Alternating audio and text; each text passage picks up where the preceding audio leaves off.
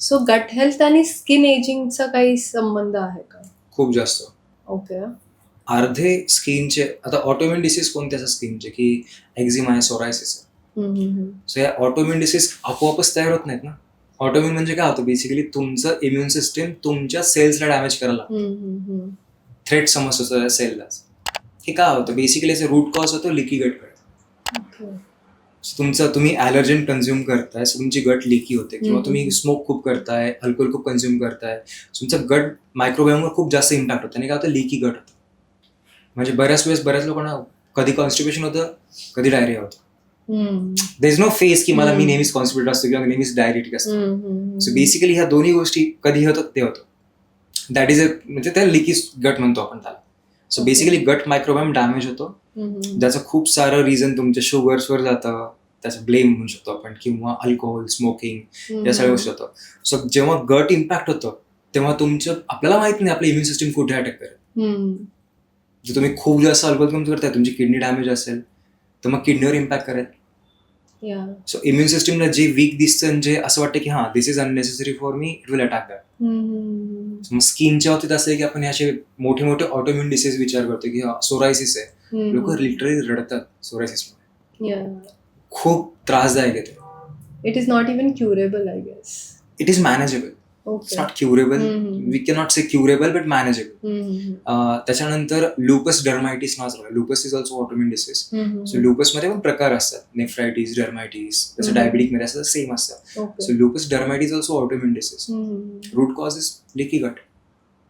तुमच्या पोटाचा, तुमच्या गट मायक्रोबायोमचा खूप जास्त संबंध तुमच्या स्किनवर आणि ओव्हरऑल हेल्थवर. सो गट मॅनेज करणं, आणि सगळे आपण म्हणतो ना सगळे आजार पोटातनं सुरू होतात, इट इज ऍक्च्युली राईट. हा, सो त्या गोष्टी चुकीच्या आहेत, बरोबर आहे. सो गट मॅनेज करणं खूप इम्पॉर्टंट. ओके. सो गट मॅनेज करायला किंवा स्किनला यंगर दाखवायला असं कुठलं आयडियल डाएट आहे जे which everyone can have in a Indian diet? So आता आपण एक इंडिव्हिज्युअल इमॅजिन करूयात. आपण एक ना चार्टच तयार करूयात. क्वांटिटीज किंवा कोणी फॉलो करायची गरज नाही याला, कारण हे इंडिव्हिज्युअलिस्टिक नाहीये, this is not customize for anyone. पण एक इन जनरल काय काय असायला हवं सकाळपासून रात्रीपर्यंत जेवणामध्ये, ह्याची आपण एक लिस्ट तयार करूया. सो सकाळी उठल्यानंतर पाणी पिणं गरजेचं आहे. लिंबू पाणी, मधाचं पाणी, हे पाणी ते पाणी, काय नाही, पाणी इम्पॉर्टंट. तुमचं डिटॉक्सिफिकेशन पाणी करतं, मध किंवा लिंबू ह्या गोष्टी करत नाहीत, ते फक्त न्यूट्रिएंट्स ऍड करतात, विटामिन सी वगैरे. पण डिटॉक्सिफिकेशनसाठी पाण्याची. सो बेसिकली सकाळी पाणी कोमट प्या, थंड प्या, तुमच्या अकॉर्डिंगली, इट डझंट मॅटर. ठीक आहे, ज्यांना घशाचा त्रास असेल किंवा कफ लवकर असेल त्यांनी थंड पिऊ नका, लुक वॉर्म वॉटर. ठीक आहे. Followed by almonds and walnuts. Almond is a good source of vitamin E, which is good for skin primarily. Walnuts omega-3 fatty acids साठी.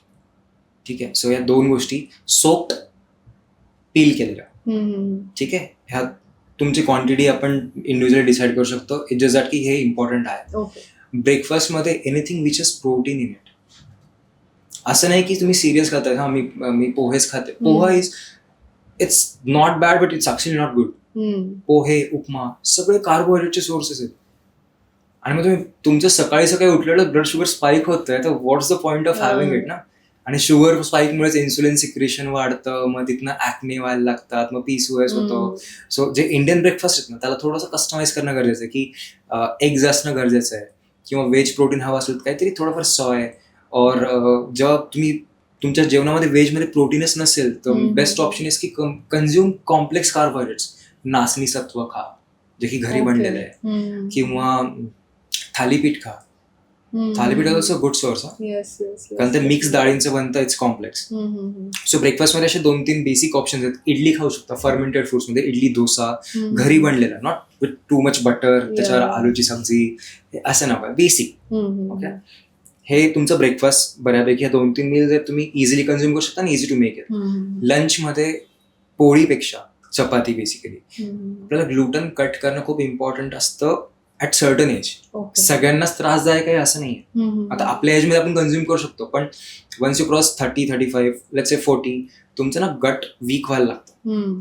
त्या वीक गट साठी ग्लुटन, लॅक्टोज या गोष्टींना बॉदर करायला लागतात. So what is the best way, की आपण सुद्धा आता सुद्धा at this age, let's say आपण 30 पासून सुद्धा तुम्ही भाकरी, म्हणजे मिलेट्स कडे जाणं खूप गरजेचं आहे. सो हम्म. नाचणीची भाकरी असू द्या, बाजरीची असू द्या, ज्वारीची असू द्या. हम्म. सो कार्बोहायड्रेट्सवर तुमचा तो आहे. हम्म. राईस खाताय तर फोकस करा की जेवढा डार्कर कलरचा राईस असेल, rather than consuming white rice. हम्म. की ब्राऊन आहे, ब्राऊन पेक्षा रेड राईस भेटतो, ब्लॅक राईस भेटतो. ओके. सो जेवढा डार्कर खाल तेवढं बेटर आहे. ओके. त्यानंतर एनी लिफी व्हेजिटेबल हम्म. अवेलेबल नसेल, इट डझंट मॅटर, सॅलड असणं गरजेचं आहे. हम्म. सॅलड म्हणण्यापेक्षा कोशिंबीर, हम्म.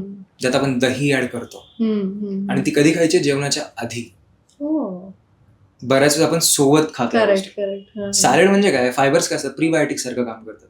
प्रीबायोटिक आधी खाणं गरजेचं का सोबत खाणं गरजेचं? म्हणजे युद्धात जाताना तलवारीला धारच नाही लावत, युद्ध करताना धार लावतो आपण तलवारीला. So it doesn't make sense. So जेवणाच्या आधी तुमचं कोशिंबीर किंवा सॅलड कन्झ्युम करायचं. मग तुमचा प्रोटीन सोर्स जो कोणता आहे, आता व्हेजमध्ये युजली आपण डाळच कन्झ्युम करतो प्रोटीनसाठी, किंवा स्प्राउट्स वगैरे या गोष्टी असतात त्या गोष्टी, किंवा पनीर असेल पनीर, किंवा एग्स चिकन, या गोष्टी याच्यावर आधी फोकस करायचा. Then focus on your carbohydrates आणि बाकीच्या गोष्टी. सो सिक्वेन्स इम्पॉर्टंट आहे. फायबर्स, त्याच्यानंतर म्हणजे कोशिंबीर basically, then protein sources, then carbohydrates and fibres. So भाजी पोळी सगळ्यात शेवटी खायची बेसिकली. असं focus on these thing first. त्याच्यानंतर इव्हनिंगचा तुमचा स्नॅक असतो. बरेच लोक चहा पितात, तुम्ही ग्रीन टी पण पिऊ शकता. Green tea is actually really good. हा, सो ग्रीन टी मुळे तुम्हाला जे काही तुमचं ऑक्सिडेशन होतं बॉडीमध्ये ना, ते रेड्यूस करायला खूप मदत होते. सो 1 ते 2 कप ग्रीन टी दिवसभरात कधी पण प्या, काही हरकत नाही. ओके. त्याच्यानंतर डिनर असेल. डिनरमध्ये आपण म्हणतो की जेवण जेवढं संध्याकाळचं हलका असेल तेवढं चांगलं. Why do we say that? Because आपण जेव्हा रात्री जेवतो आणि झोपतोय तासाभरात, दीड तास, डायजेशनचं प्रोसेस सगळं झोपेच होतं. मग शरीर कन्फ्युजन स्टेटमध्ये डायजेस्ट करू का रिकवर करू? मग त्याच्यामुळे ना डायजेशन होतं ना रिकव्हरी प्रॉपर होतं. सो जेवण जेवढं लवकर असेल रात्रीचं आपलं डिनर तेवढं बेटर आहे. 6-7च्या अराउंड इट्स बेस्ट. पण जरी लेट झालं तर बेस्ट ऑप्शन इज की खिचडी. खिचडीसारखं सुपर फूड काहीच नाही. तुम्ही मुगाच्या डाळीची 50-50% डाळ आणि तांदूळ मिक्स करा, 50-50%, त्याची खिचडी बनवा. साधी खिचडी एकदम, हळद, जिरे, मीठ एवढंच. तूप ऍड करा आणि सोबत ना मिक्स व्हेजिटेबल ब्रॉथ किंवा सूप म्हणू शकतो आपण. ज्या काही घरात भाज्या आहेत सगळ्या बॉईल करा, हळद मीठ टाका आणि त्याच्यामध्ये तुम्हाला प्रोटीन ऍड करायसाठी प्रोटीन किंवा सोया चंक्स ऍड करून द्या. तुमचं कम्प्लीट मील एकदम हलकं, म्हणजे तुम्ही खाल्लं की नाही खाल्लं हे पण जाणार नाही, पण तुम्हाला सटायटी पण फील होईल आणि तुमच्या बॉडीला जे रिक्वायर न्यूट्रिएंट्स ते मिळून जातील. आणि झोपताना हळदीचं दूध कशामुळे? दुधामध्ये केसिन प्रोटीन असतं. जसं व्हे प्रोटीन असतं, केसिन पण असतं. सो केसिन काय करतं की केसिन खूप स्लोली डायजेस्टेबल प्रोटीन. सो तुम्हाला ते ओव्हरनाईट फुलफिल ठेवतं. असं नाही तुम्हाला सटायटी ओव्हरनाईट फील होत. असं होत नाही की मला 2 वाजता भूक लागते. सो फॉर दॅट दूध रात्री पिणं गरजेचं आहे. कोमट दूध, त्यात हळद टाकायची, कारण हळदीतला कर्क्युमिन जो इंग्रेडियंट असतो तो महत्वाचा असतो आपल्याला, जे इन्फ्लेमेशन ड्रॉप करतं आपलं. सेकंडरी, त्या कर्क्युमिनचं ॲब्झॉर्प्शन वाढवण्यासाठी पेपरिन असतं, म्हणजे ब्लॅक पेपर असतो आपलं, काळे मिरे, त्याचं चिमूटभर थोडं टाकायचं. त्याने जवळपास 1500 ते 2000% कर्क्युमिनचं ॲब्झॉर्प्शन वाढतं. एवढा इम्पॅक्ट. सो चिमूटभर कर्क्युमिन आणि चिमूटभर तुमचं पेपरिन, 2 गोष्टी कोमट दुधात ऍड करायच्या, रात्री झोपताना प्यायचं.